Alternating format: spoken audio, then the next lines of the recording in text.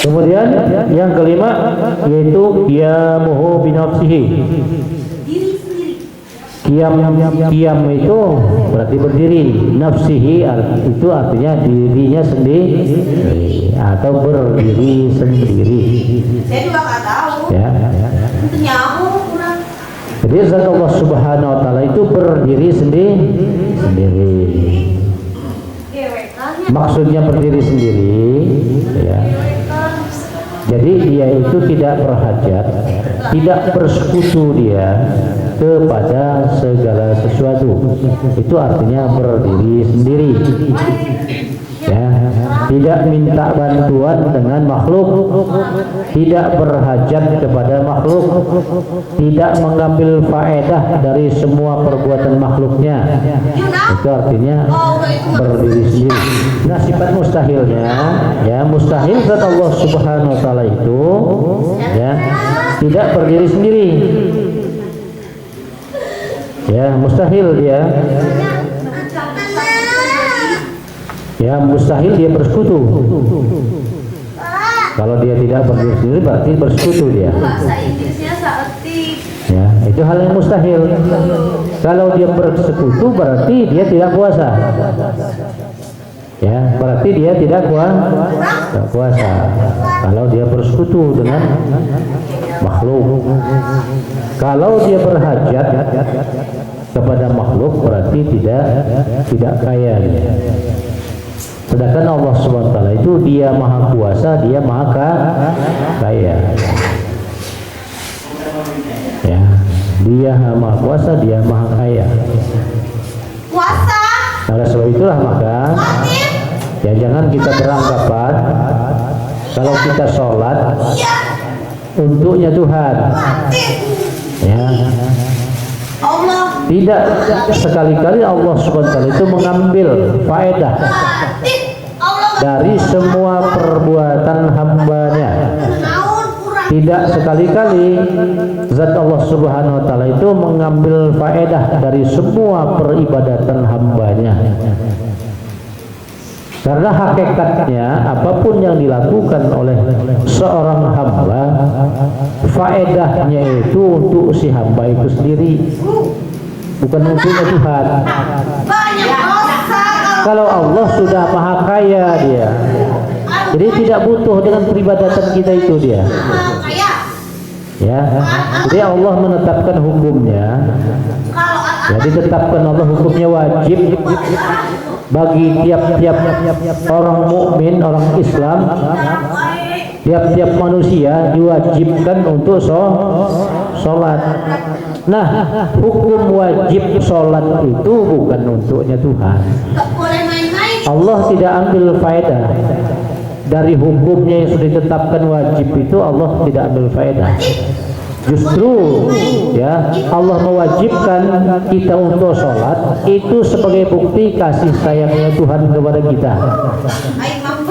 Ya, karena ya dengan adanya kita mengerjakan apa yang diperintah oleh Allah Subhanahu wa taala, maka kita akan mendapatkan suatu keberuntungan dari Tuhan. Jadi bukan untuknya Tuhan.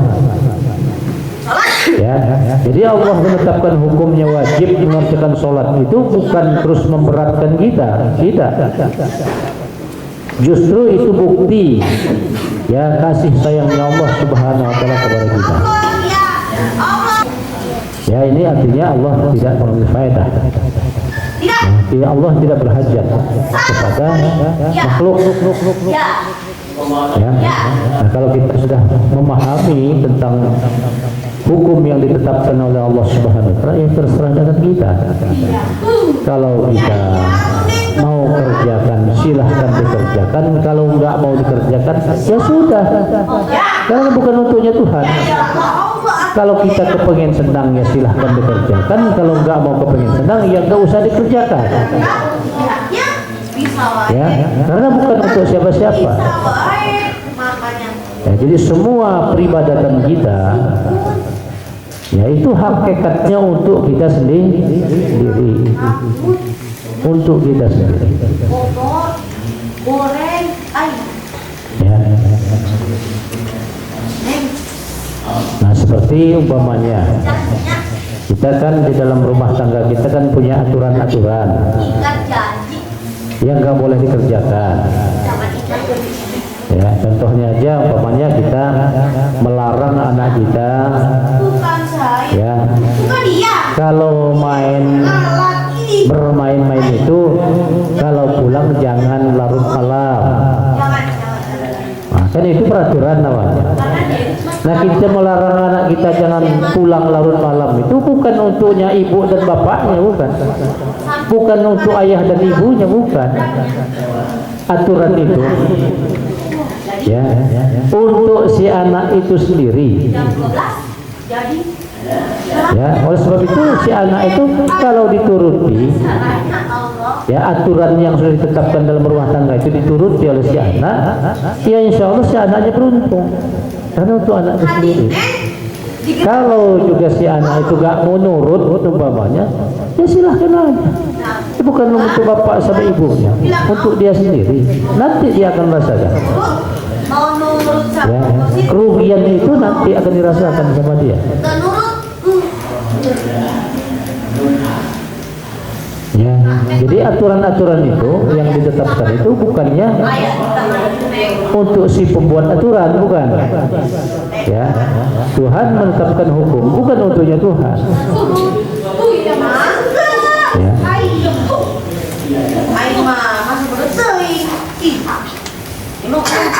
Nah, inilah yang dikatakan qiyamuhu binafsihi.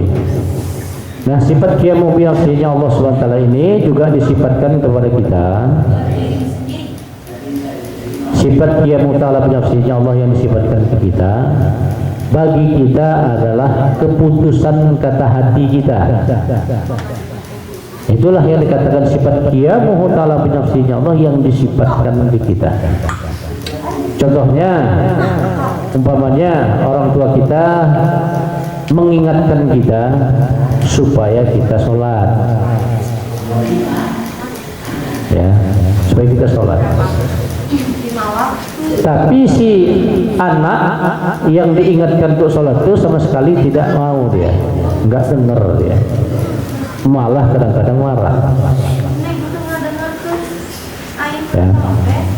Nah setelah orang tuanya sudah tidak lagi memperingatkan, sudah dibiarkan saja, nah, maka pada satu waktu atau pada saatnya terbitlah ya dari lubuk hatinya ya ingin mengerjakan sholat. Nah keinginan untuk mengerjakan sholat itu yang namanya qiyamuh, sifat qiyamuh ta'ala binafsihi Allah yang disifatkan ke kita, sehingga tidak ada disebabkan oleh sesuatu sebab, itu timbul sendiri dengan sendirinya dia mau mengerjakan sholat. Itu yang dikatakan sifat qiyamuh ta'ala binafsihi Allah yang disifatkan kepada kita. Jadi keputusan kata hati yang terbit dari lubuk hati kita sendiri, tidak disebabkan oleh karena ini enggak. Ya, jadi terbit sendiri. Itulah yang dikatakan ya sifat qiyamuh ta'ala binafsihi Allah SWT yang disifatkan kepada kita. Nah, seperti kita belajar di sini, belajar di Al-Hanif ini. Ya mudah-mudahan kita belajar di sini bukan disebabkan oleh sebab-sebab yang lain, tetapi kemauan itu terbit dari hatinya sendiri. Kalau terbit dari hatinya sendiri, insya Allah ya dia akan bertahan lama belajar di Al-Hanif ini. Ya, tetapi kalau ada penyebab lain, nah ini nggak bisa bertahan lama dia. Ya, nggak bisa bertahan lama. Kalau ada sebab-sebab lain selain daripada kemauan itu terbit dari lubuk hatinya sendiri. Ya. Nah, itu yang dikatakan sifat qiyamu ta'ala binafsihi Allah SWT yang disifatkan kepada kita. Kayak naon? Kayak tampil. Ay. Tuhan. Maka sepatutnya lah bagi setiap mukmin yang memiliki keyakinan yang benar untuk menyatakan hajat dan pertolongan kepada Allah, karena ia mengetahui bahwa Allah Maha Kaya dari sekalian alam dan bahwa alam seluruhnya ini milik Allah semata. Ya, jadi kita karena Allah itu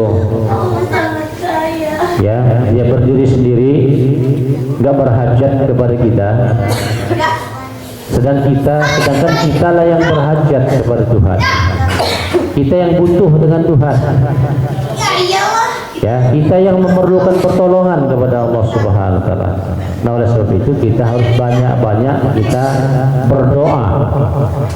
Kita banyak-banyak mohon pertolongan kepada Allah Subhanahu wa taala, karena kita yang berhajat. Kalau Tuhan dia tidak berhajat. Ya. Allah Maha Kuasa. Ya. Karena dia kuasa, maka kita selalu mohon perlindungan dengan dia. Dan dia Maha Kuasa. Apapun yang kehendaki jadi. Allah Maha Kaya, kita miskin. Allah Maha Kaya. Ya, Allah itu memiliki segala-galanya. Artinya alam semesta ini, semua alam itu miliknya Tuhan. Sedangkan kita miskin, kita tidak mempunyai apa-apa. Ya.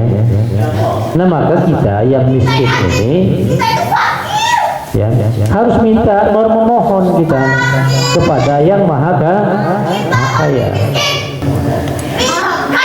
Nah, jadi kita lah yang berhajat kepada Allah Subhanahu wa taala.